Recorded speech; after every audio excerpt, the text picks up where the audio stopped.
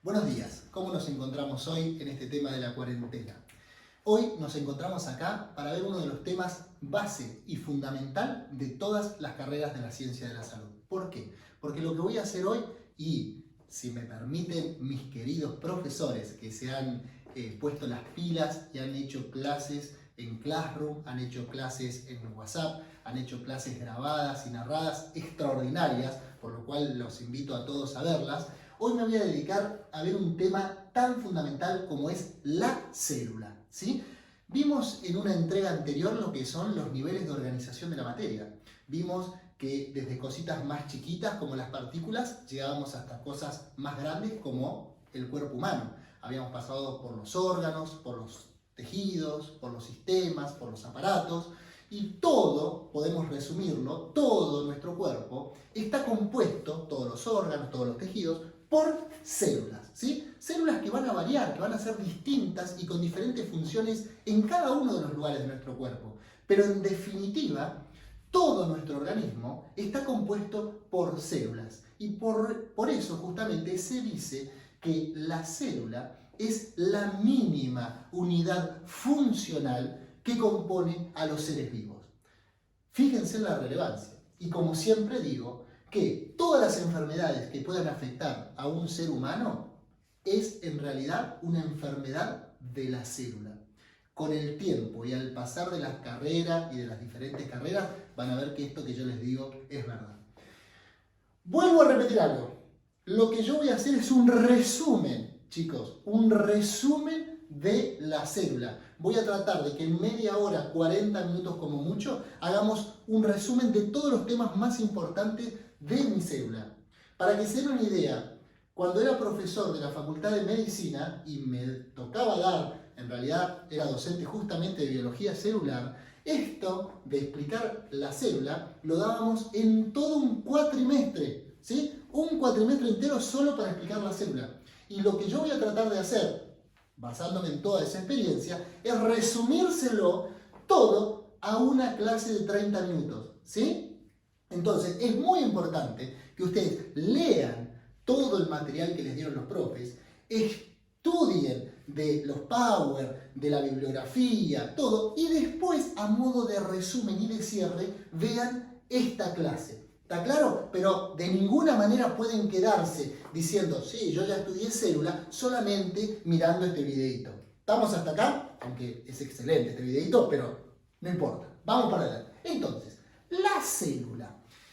La célula, cuando uno empieza a estudiar, tiene que decir, ¿y qué es una célula? Bueno, ya dijimos que era la mínima unidad funcional de un ser vivo. Ahora, ¿cómo está compuesta la célula? La célula está compuesta fundamentalmente por un montón de estructuras, pero hay una que es, yo digo, como la que va a hacer la diferencia. ¿Por qué? Porque va a haber una estructura que se denomina membrana plasmática que me va a dividir el exterior de la célula del interior, ¿sí? Entonces, cuando uno empieza dibujando una célula, lo primero que tiene que graficar justamente es una estructura que divide el medio externo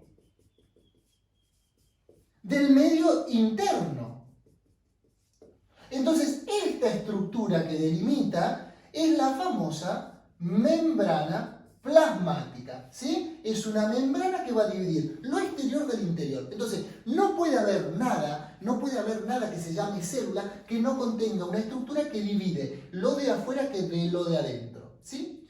Lo segundo que tiene que tener sí o sí una célula es poseer material genético, ¿sí? Tiene que poseer material genético con la capacidad de dejar descendencia. Entonces, en algún lugar vamos a tener que tener una molécula, en este caso de ADN, por ejemplo.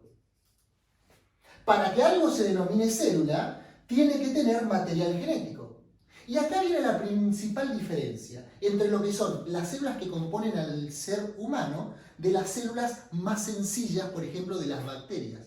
¿Por qué? Porque la célula que yo me voy a dedicar a ver hoy es una célula eucarionte, ¿sí? Es una célula de los seres humanos, pero también sepan que hay células eucariontes vegetales. Yo la que me voy a dedicar es una célula eucarionte animal, en este caso del ser humano. Porque hay otro tipo celular, que es para otra clase esto, que es las células procariontes, que son mucho más sencillas, mucho más básicas, que a diferencia de la célula eucarionte, tiene membrana, tiene material genético, pero no posee, ¿sí?, una membrana recubriendo el material genético, ¿sí? Repito, la célula procarionte no tiene esta membrana, que se denomina membrana nuclear. En cambio, la célula eucarionte, la célula de los seres humanos, tiene una estructura, mejor dicho, que recubre el material genético y se denomina membrana nuclear. Por eso tenemos que en la célula eucarionte una membrana plasmática, una membrana nuclear, formando esto que es el núcleo. El núcleo de la célula posee el ADN, ¿sí?, esa molécula o esa biomolécula tan importante que guarda toda la información genética para que una célula pueda cumplir su función y también pueda dejar descendencia.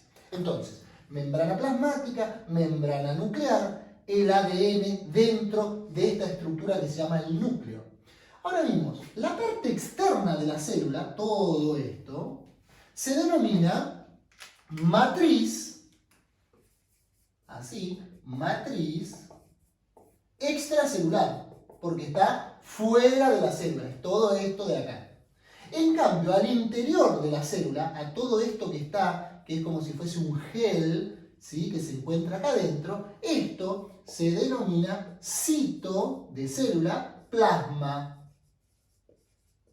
Entonces, lo que está por dentro de la membrana plasmática es el citoplasma. El citoplasma es como si fuese el interior de la célula. Dentro del citoplasma encontramos a un lugar donde está el núcleo, con su membrana nuclear, y por fuera de ese citoplasma, o por fuera del núcleo, perdón, voy a encontrar múltiples y muchas organelas. ¿Sí?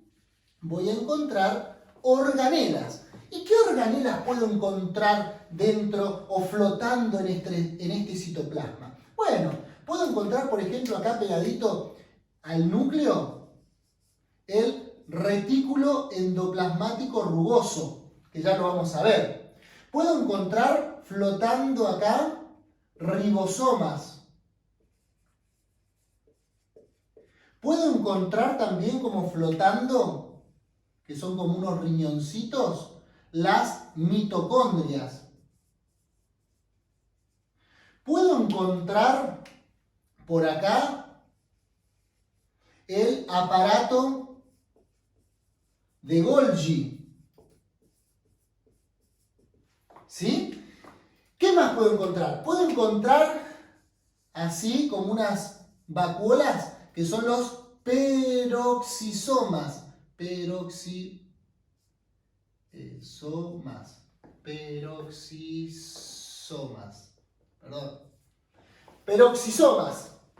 ¿Sí? Puedo encontrar lisosomas, que son como otras vacuolitas. Bueno, todas estas organelas que voy a ir mencionando ahora a continuación, las voy a encontrar flotando en el citoplasma. Pero además, en ese citoplasma va a haber una estructura que me va a dar sostén y forma a la célula.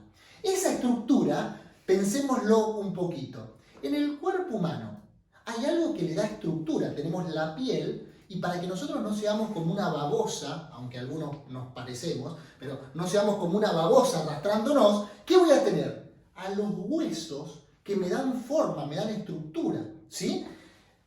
La célula también tiene, entre comillas, chicos, como si fuesen unos huesitos. A eso que está dentro de la célula y le da sostén y se encuentra en el citoplasma, se llama cito, porque está en la célula, esqueleto. ¿Sí? Entonces, ojo, que también dentro de este citoplasma no se crean que es como si fuese una ameba, sino que hay como un esqueleto dándole forma, dándole estructura, dándole fortaleza a esa célula. ¿Sí? Entonces, vamos a empezar, una vez que nombramos a grandes rasgos todos los componentes de nuestra célula y vimos qué es una célula, vamos a empezar a hablar de cada uno de los componentes celulares, ¿sí?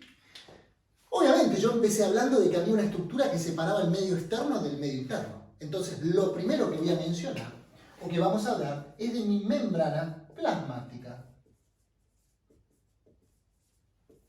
La membrana plasmática, ya dijimos, es una estructura que divide el medio interno del medio externo. Hasta acá está todo bárbaro. Ahora, ¿cómo está compuesta la membrana plasmática? Bien, la membrana plasmática, si uno hace un gráfico, y sépanme disculpar que lo estoy tratando de hacer rápido, tampoco es que soy Picasso ni Dalí, pero si uno haría como si fuese una partecita de mi membrana plasmática, ¿sí? Esto es como la membrana plasmática, este es el exterior y este es el citoplasma. Vamos a ver que la membrana plasmática está compuesta por lo que se denomina una bicapa, ¿sí? De dos capas. Es como que tiene dos capas, una capa que viene apuntando así hacia afuera y otra que apunta hacia adentro, ¿sí? Esto que estoy dibujando a grandes rasgos es el componente fundamental de esta bicapa. ¿Por qué? Porque se dice que la membrana plasmática, chicos, es una bicapa lipídica. ¿Qué significa que sea una bicapa lipídica? Significa que va a tener dos capas de lípidos. Estos que yo dibujé acá son unos famosos fosfolípidos porque están compuestos por una proteína, por una molécula de lípido más fósforo. Por eso se denominan fosfolípidos. Y están distribuidos en forma de bicapa. Una capa acá y otra capa acá. Entonces, bicapa lipídica. Si uno quiere ser más específico, dice es una bicapa fosfolipídica. Porque ese es el componente fundamental de la membrana plasmática. ¿Tiene algo más aparte de ser una bicapa de fosfolípidos? Sí, acá en el medio se van a ubicar moléculas de colesterol. ¿Sí? Moléculas de colesterol. Entonces, la bicapa lipídica tiene fosfolípidos y colesterol. ¿Y tiene algo más mi membrana plasmática? Sí, también tiene proteínas. Entonces, ¿cómo se van a ubicar las proteínas? Las proteínas se dividen en dos grandes grupos. En un grupo que se llaman extrínsecas, como que se encuentran por fuera de la membrana, por fuera del lado externo, pero por fuera también del lado interno. Estas son proteínas extrínsecas. Pero también voy a tener las proteínas intrínsecas. Intrínseca significa que están dentro y extrínseca significa que están fuera. Voy a tener algunas proteínas que van a estar como colocadas dentro de la membrana y otras proteínas que voy a estar o que van a estar colocadas, fuera de la membrana, ¿sí? Entonces, hasta acá vimos que la membrana plasmática tiene una bicapa fosfolipídica, vimos que tiene proteínas, vimos que tiene colesterol. ¿Hay algo más aparte de esto? Sí, hay un tercer componente que se encuentra en la membrana plasmática, que son los hidratos de carbono. Los hidratos de carbono pueden estar tanto unidos a los lípidos, formando glucolípidos, o unidos a las proteínas, formando glucoproteínas. ¿Bien? Los principales hidratos de carbono se encuentran del lado externo de la membrana, como si fuesen unas cadenitas acá, y se denomina a esto el famoso glicocáliz o glucocálix, como más les guste, es sinónimo, ¿sí? Pero entonces, en resumidas cuentas, salvo proteínas de ADN, la membrana plasmática contiene las tres biomoléculas que habíamos visto. Los lípidos, fosfolípidos y colesterol. Proteínas, extrínsecas o intrínsecas. Y hidratos de carbono. Recuerden, el glucocálix, ¿sí? Ahora, ¿para qué quiero tantos componentes en mi membrana plasmática?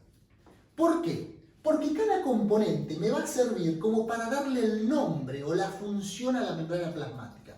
Recuerden esto, la membrana plasmática es una bicapa fosfolipídica semipermeable,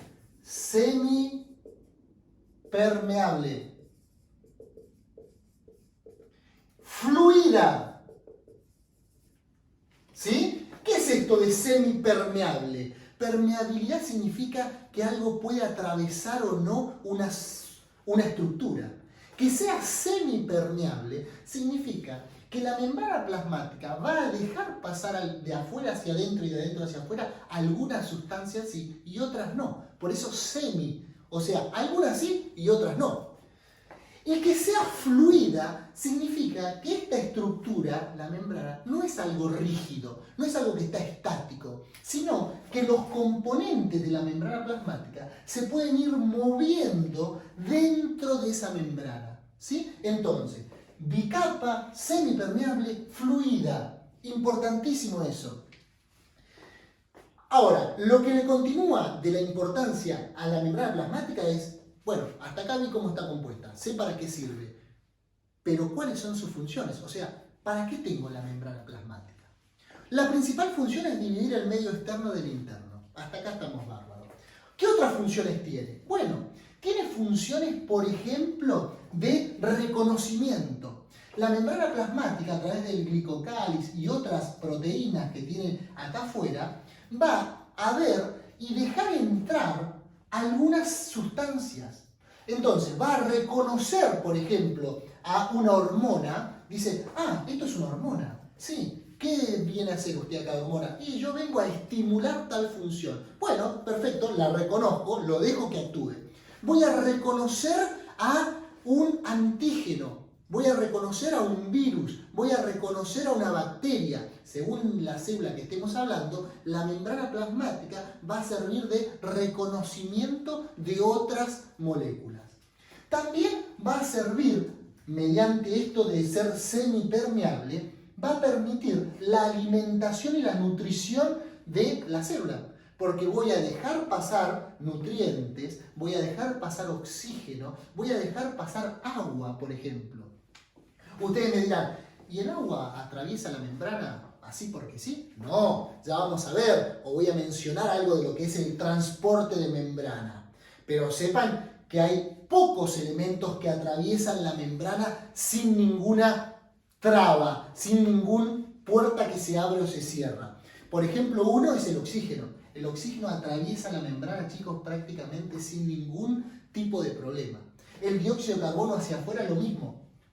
La célula dice, yo sin oxígeno no puedo vivir. Entonces, que este pase sin ningún problema. No hay ningún peaje, nada que pagar. Pase.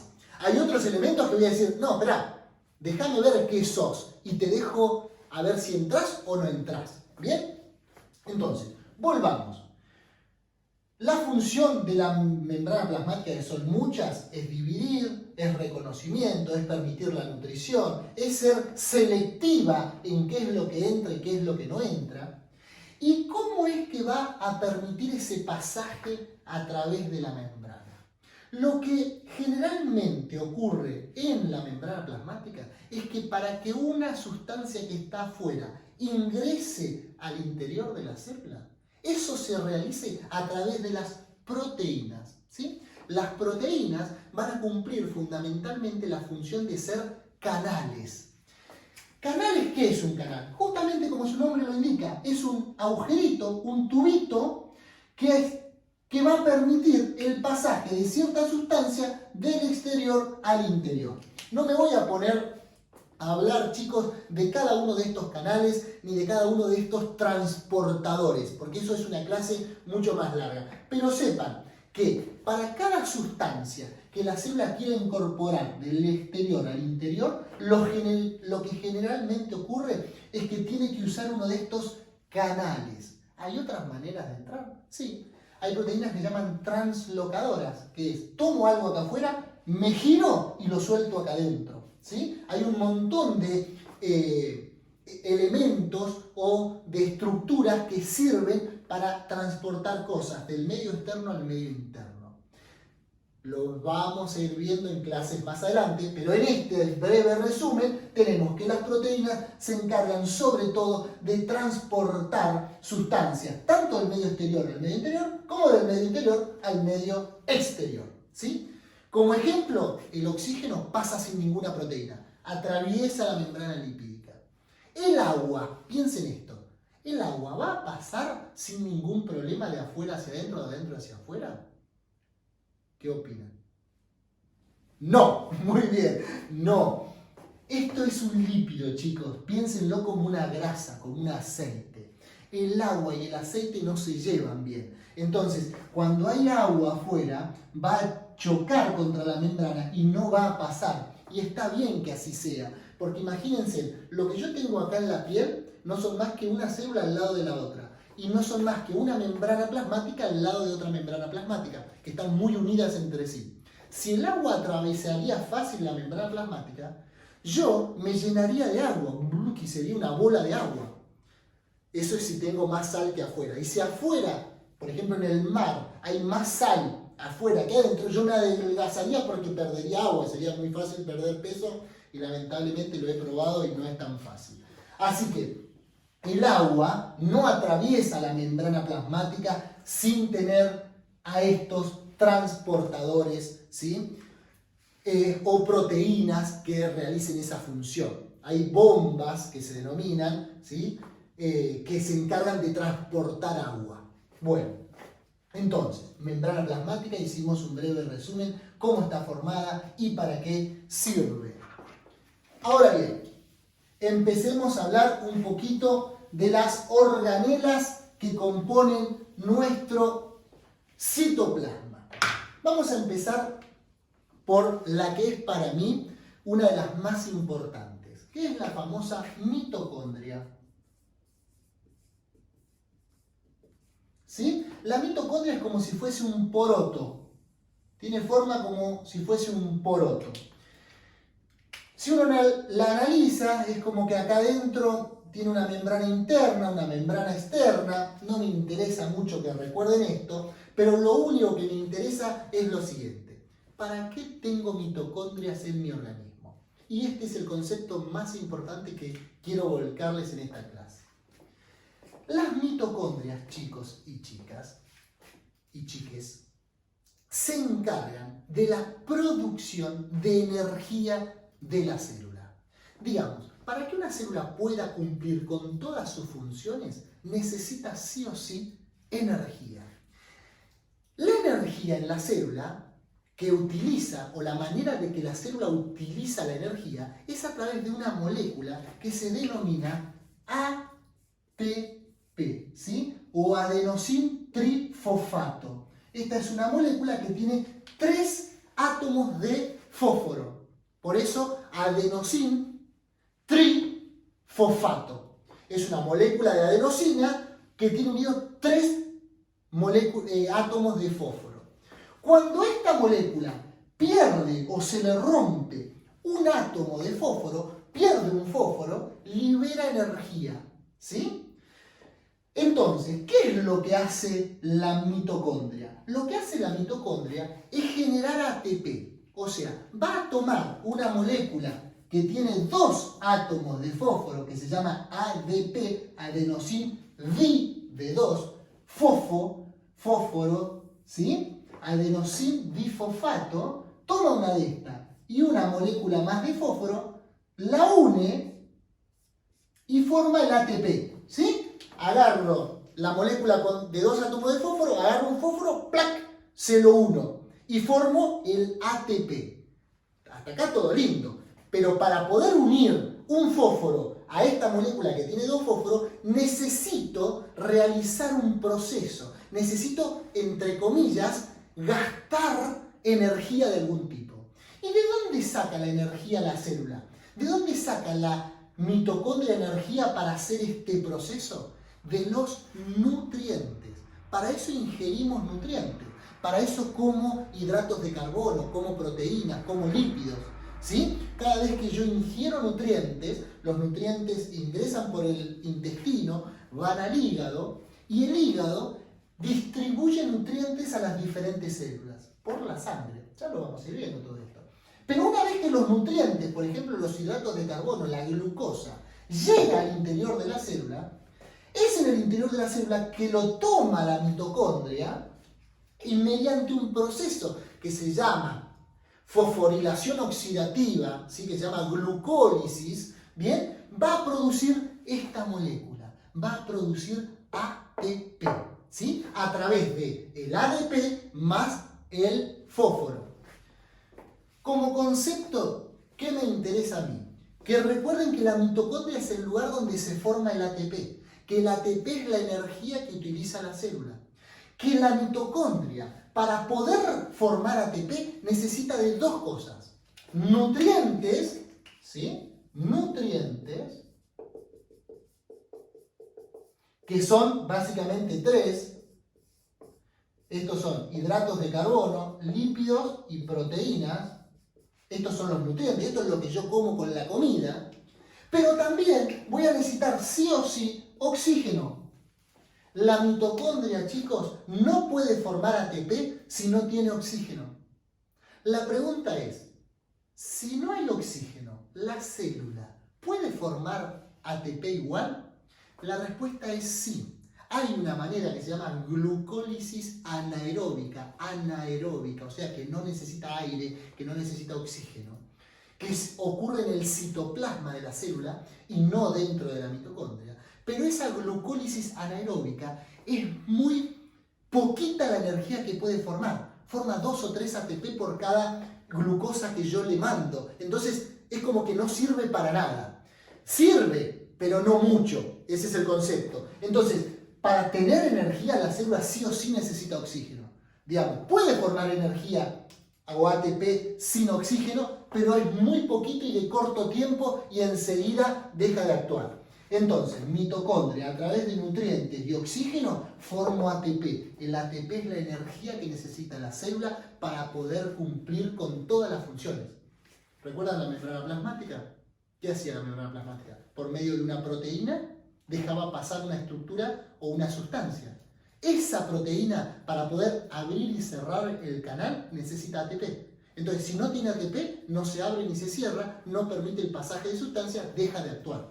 Por eso es tan importante el ATP, por eso es tan importante la mitocondria, que es la que forma o sintetiza el ATP. El proceso es muy complejo y no me interesa que lo sepan, pero sí este concepto. Sigamos avanzando. Vimos quién forma la energía, las mitocondrias, pero también habíamos dicho que había un sistema de esqueleto que sostenía la célula, que era el famoso citoesqueleto. ¿Sí? Citoesqueleto. El citoesqueleto tiene tres partes. De más grande a más chiquito están los microtúbulos, están los filamentos intermedios y por último están los microfilamentos. Bien, entonces el citoesqueleto es como que tiene tres huesitos diferentes, unos más grandes y otros más chiquitos, que son los microtúbulos, los filamentos intermedios y los microfilamentos. De acuerdo a qué célula estemos hablando, va a tener más de uno que de otro. Pero recuerden que estos tres nombrecitos que les acabo de mencionar son los encargados de darle estructura a la célula. Y no solamente estructura, sino que para que alguna organela se pueda mover por dentro del citoplasma, voy a utilizar también a este citoesqueleto, ¿sí? Entonces, el citoesqueleto le da forma, sostén y movilidad a la célula. ¿Bien? Sigamos avanzando. Con este resumen, a todo ritmo, y dale gas, dice un comentarista. Bien, entonces, ¿qué podemos seguir viendo? Bueno, dijimos que había flotando en el citoplasma unas estructuras que se llamaban ribosomas. Los ribosomas tienen como si fuese dos partes así. Pero ¿para qué tenemos los ribosomas? Los ribosomas son los encargados de sintetizar, o sea, de formar proteínas. Entonces, los ribosomas forman, más que forman, vamos a sacar esto, vamos a usar sintetizan, ¿sí? Que es hacer. Sintetizan proteínas. Entonces, ¿quién hace o quién sintetiza una proteína? Los ribosomas. Todas las proteínas que tiene una célula son formadas por el ribosoma, son creadas por un ribosoma, ¿sí? No es que la proteína está compuesta por muchos ribosomas, no, el ribosoma es el encargado de hacer una proteína. ¿Y quién le manda la información para que se haga esta proteína y no otra? El núcleo. En el ADN está toda la información que le dice, che, mira, acá tengo la receta. Toma, te mando la receta, ribosoma, haceme tal proteína que la necesito en la membrana plasmática. ¿Bien? Entonces, el núcleo le va a mandar otra estructura que se llama ARN, no ADN, donde está la información genética, sino el ARN, adenosín-ribonucleico, o ácido ribonucleico, ¿sí? ¿Qué es el ácido ribonucleico? El ácido ribonucleico es la receta que le manda a los ribosomas y le dice, che, acá está, haceme esta proteína, que con esto voy a funcionar. ¿Es importante el ARN? Importantísimo. Hago un paréntesis. ¿Vieron los virus? Bueno, hay muchos virus. Para que tengan una idea, los virus no son células, ¿sí?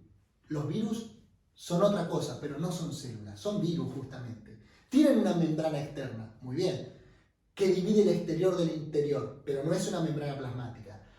Y tienen en su interior material genético, pero no tienen organelas como para poder subsistir.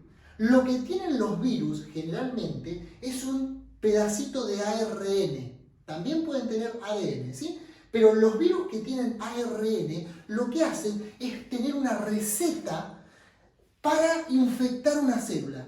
Cuando el virus le dice a la membrana plasmática, che, yo soy algo bueno para vos, déjame entrar, la engaña a la membrana plasmática el virus. Utiliza algo, le dice, yo soy glucosa, te sirvo, déjame entrar. La membrana plasmática se ve engañada y dice, pasá virus. Yo no le dice pasá virus, le dice pasá glucosa, pensando que es glucosa. Y entra el virus. Entonces, una vez que el virus se mete dentro de la célula, empieza a flotar en el citoplasma, libera su ARN, libera la receta, ¿sí? Y esa receta es tomada por los ribosomas de la célula y en vez de fabricar proteínas propias de la célula, empieza a formar o sintetizar proteínas del virus, porque la receta que trajo el virus es para hacer más virus. ¿Se entiende esto? Bien, entonces los virus ni siquiera son células, sino lo que hacen es infectar una célula y le dan una receta para que sintetice la propia célula más sustancias del virus. ¿Bien? Por eso es tan importante esto del ARN, que es una receta para hacer proteínas. ¿Y quién utiliza esa receta? Los ribosomas. ¿Y qué hacen? Forman o sintetizan proteínas. Bien, sigamos avanzando. ¿Qué otra estructura importante tengo dentro o flotando en mi célula? Vamos a ir a una que a mí me gusta mucho, que son los famosos peroxisomas. ¿Sí? Peroxisomas. Los peroxisomas, que son como unas organelas redonditas, tienen en su interior dos tipos de enzimas, no importa, que se llaman hidroxilasas y peroxidasas. No las voy a poner porque los voy a confundir, pero sepan que estos peroxisomas, lo que realizan es la detoxificación de una célula. ¿Por qué? Porque hay diferentes sustancias que produce la propia célula que son muy nocivas para la célula. Por ejemplo, una de esas sustancias es el agua oxigenada. Aunque ustedes no lo crean, las células producen como desecho agua oxigenada.